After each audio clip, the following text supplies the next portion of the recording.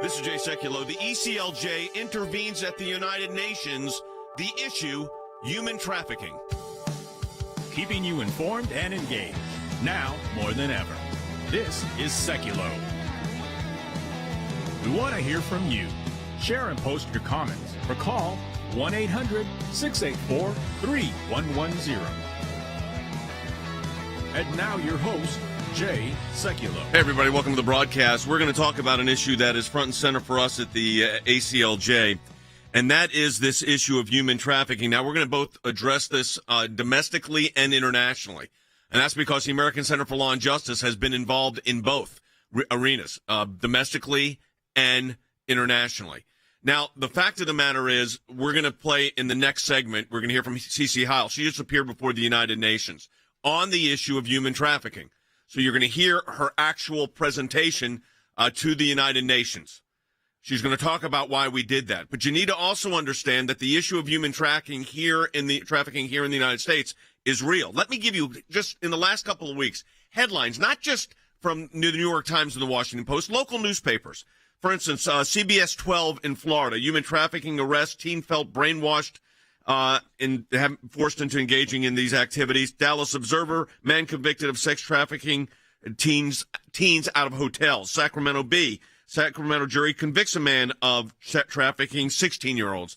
In Kentucky, business is under investigation for illegal human trafficking. River City News County, this is in Boone County, Ohio, man's arrested. Why? Promoting human trafficking. Nashville, Tennessee, Mississippi, and on it goes. I'm going to go to Andy Economo first, who is a former U.S. attorney, but also a state prosecutor, DA. One of the things that to me is an issue here is that we're going to talk about this on the international level, and some of these girls are brought in from overseas, so don't make no mistake. This is a serious blight in the world right now of human trafficking, and the impact on this is significant enough that the Justice Department has issued a report dealing with this. That's true, Jay. These trafficking activities are taking place, and I have personal experience of this in prosecuting these cases civilly as racketeering cases and criminally in southeast Georgia. These women are being imported from overseas. They're being smuggled into the country. They're being set up in houses. They're being set up in motels and hotels, which let me also say to the owners of these hotels and motels that you knowingly do this and harbor these kinds of activities in your premises, you are subjecting to your premises to forfeiture to the state for being used for illegal trafficking activity. So these things are happening all over the country, and they are entailing the bringing in of people and women and boys and children and young girls from overseas and outside the United States, as you correctly point out, Jay. Harry, there's a policy issue, too, and that is we have to address this both domestically and internationally. You can't just do one. I think that's correct. And so while I applaud the Department of Justice in issuing a report on sex trafficking, that is clearly not enough. We need to engage in affirmative efforts, both domestically and internationally, to stop this.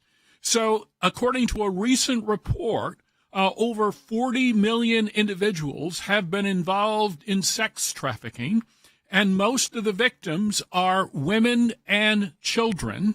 At the same time, the United States border is open, and it is open to sex trafficking, and the Biden administration has reversed Trump-era policies that were working to restrict and to reduce such trafficking in the past. So we're filling. Yeah, go ahead. Go ahead. Okay, so we're filling in the gap on that, folks. We're about to take a break. Let me tell you something. I encourage you to share this feed with your friends if you're watching on any of our social media applications. Of course, if you're listening on radio, let your friends know too. We went to the UN to address this. I mean, it's done remotely these days, but our team is there dealing with this. You're going to hear from CC Heil when we come back from the break. We'll take your calls also at 1-800-684-3110. 1-800-684-3110. And whether it is in Ohio or at the United Nations, the ACLJ and our affiliate organizations around the world are there. Your support for the ACLJ and our affiliates keeps us in court. ACLJ.org. In my time in service, both as the CIA Director and as Secretary of State, I watched the good work that the ACLJ was doing here in the States and all across the world. The ACLJ's work at the UN, overseas with the European Court of Justice, is incredibly important. We have on our team lawyers, non-lawyers as well, that are policy experts. They're all engaged in foreign policy issues. We have been focused on protecting the nation state of Israel, particularly before the United Nations. We don't shy away from the battles that are going on at the UN and just complain about them. We actually try to go in and do something positive and actually affect change. The risk of a incomplete or unsolid relationship within the United States of America and Israel is real. Israel is very important to the ACLJ, and we will always fight for Israel's rights. We had a series of cases at the European Court of Human Rights, primarily dealing with religious liberty. And as Secretary of State, I saw this too. Nations that had more religious freedom were on firmer footing. They had better democracies. America has always been the world leader in religious liberties, in freedom of conscience and freedom of speech. We've taken the First Amendment, and that has been our cornerstone. It's to defend the rights of people of faith and others that are having their rights abused. We not only hold our government accountable, but we hold other governments accountable. You have to keep the battle going when it's not cool anymore, when it's not the #1 story on TV. You have to actually be committed to fighting it out, or else you'll never win. The ACLJ's front and center on this. We're in a matching challenge campaign. Any amount you donate, we get a matching gift for. Your support of the ACLJ enables us to do all of this. Go to aclj.org today. That's aclj.org.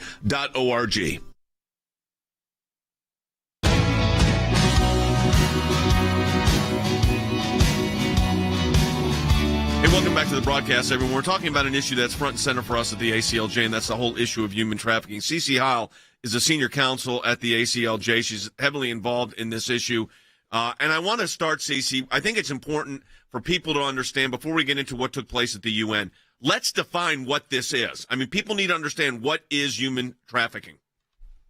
Well, we call it modern day slavery because that's really what it is. People are sometimes stolen from their homes, usually lured away too, with false promises, and then they're forced into labor or sexual commerce, obviously not something that they had wanted to do and did willingly.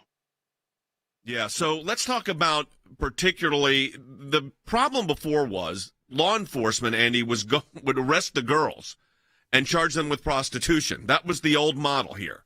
And then we got involved, I guess this was over a decade ago, and started drafting model laws to go after the perpetrators of the actual crime, which were the individuals that were the traffickers. That's who you really have to target, is the traffickers.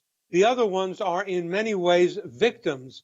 I have seen rooms full of young women who are simply slaves and who are absolutely captured in these rooms, and you go after the traffickers and the people who put them there and the people who harbor them, the motel and hotel owners. Don't think that's a small thing. In racketeering cases, we seek the forfeiture of property of people who use their lands and their premises for these activities. So the real people here who you need to target are the people who organize these crimes, right, the people who put these together, the people who brainwash the teens, as you mentioned in the opening, the people who say to the young girl, oh, get in my car and come with me and you're going to be a model for my clothesline, and then put her in there and basically use her as a sex victim and make thousands and thousands of dollars off of her. These are the perpetrators. So, Cece, you went to the United Nations. Set this up before we play the segment.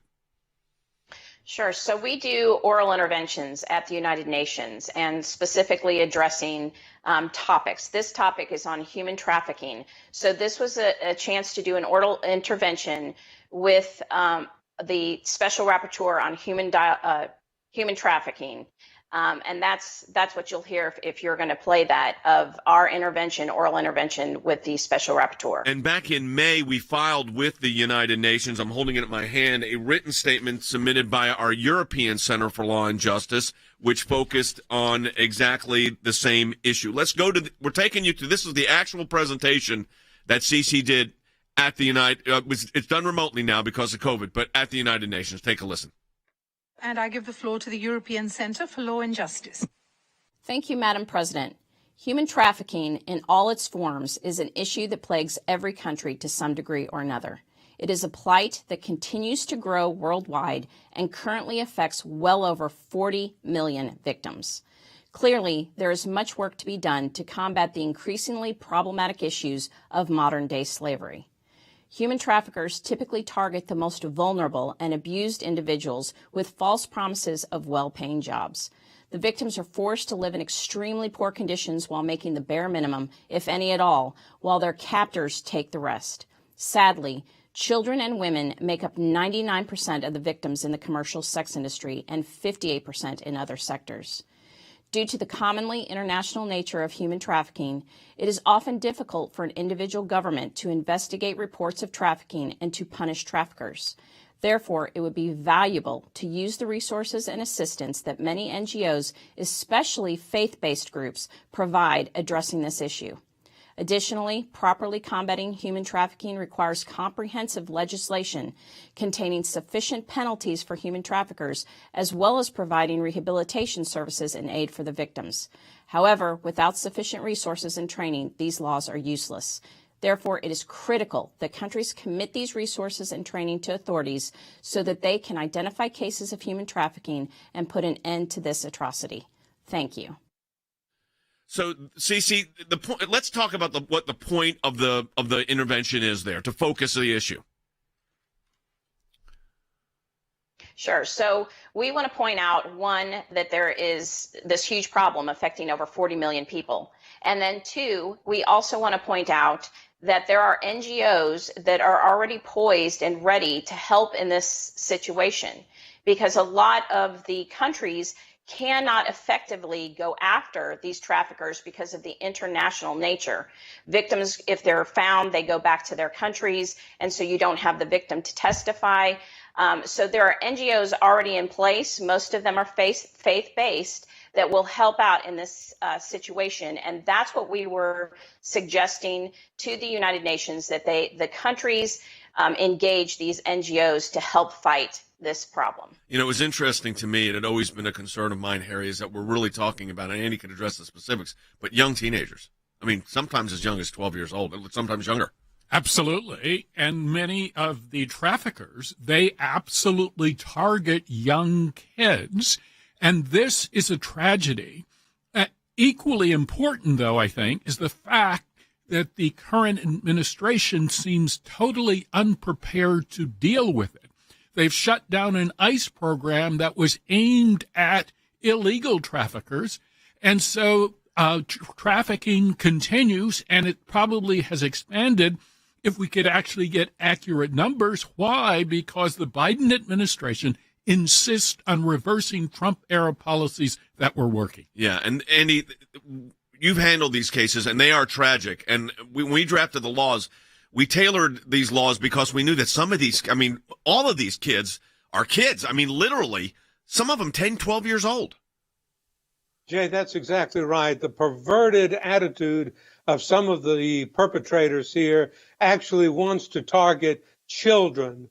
This is the perversion that is in the minds of these sex addicts, is what they are. And they look at a 10 or a 12-year-old or a 14-year-old girl. They make promises and representations to them of great jobs that they're going to get. They literally kidnap them off the streets. Then they put them in hotel and motel rooms. They travel them across the country. There was a case in the Northern District of Texas in which this person, rightly convicted, I wish the sentence that he would be imposed by the judge is the maximum.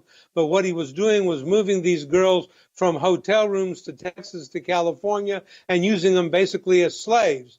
this is an indentured kind of servitude that they can't escape from. And once they get brainwashed into it, they think it's right. They think it's appropriate. And we have been at the ACLJ in the forefront of drafting legislation and of promoting the acts that will absolutely put people like these perpetrators behind bars where they belong. You know, we really have, because, as I said, we drafted model laws on this. Now, Cece, was interesting in the piece we submitted, in the written document we submitted to the United Nations, we noted that in 1997, that's a long time ago, there were 700,000 human trafficking victims worldwide. I suspect that 23 years later, that number is probably up 5 to 10-fold.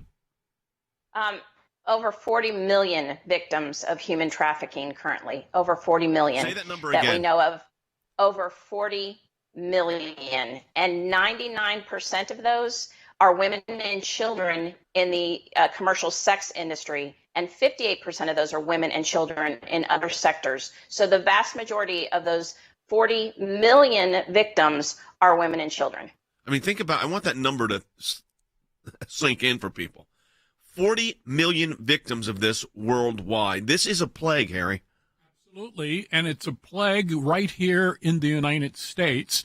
And I think the American people should rise up and demand leadership from those individuals in Washington, individuals that are part and parcel of the Homeland Secretary's office and the DHS. So I think we really need to address this issue both internationally and domestically. Yep. We cannot simply rest on what we've done in the past. There is some thank you, Cece. There is some breaking news, and that is a big story. And that is the governor of the state of New York, Andrew Cuomo, has resigned, effective in 14 days. We're going to talk about the ramifications of that in the next segment of the broadcast. Those of you on Facebook, we may go down and then relaunch. Our team's looking at that right now. But again, this is something we need to spend a segment discussing. Transition of power, why this is significant politically, what impact does it have on New York and the rest of the country?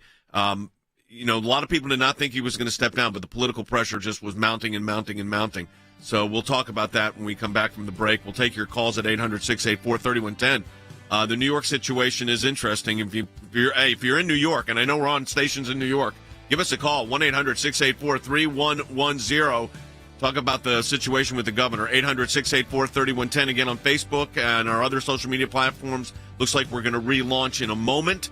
Again, support the work of the ACLJ. You could do that at aclj.org. But again, the governor of the state of New York, Andrew Cuomo, has resigned effective in 14 days.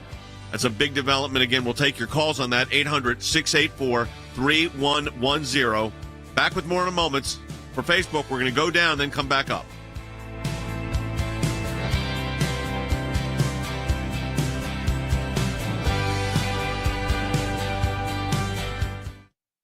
For 30 years, the American Center for Law and Justice has been dedicated to protecting your religious and constitutional freedoms. Because of you, we've seen great success in the courts and Congress concerning the issues that matter most to you and your families. ACLJ Chief Counsel Jay Sekulow. Our decades-long commitment to the Constitution and the rule of law is at the center of everything we do. The bottom line, our work could not take place without your generous support. It's a critical time for our nation and our world. With so many challenges facing our country, the work of the American Center for Law and Justice has never been more important.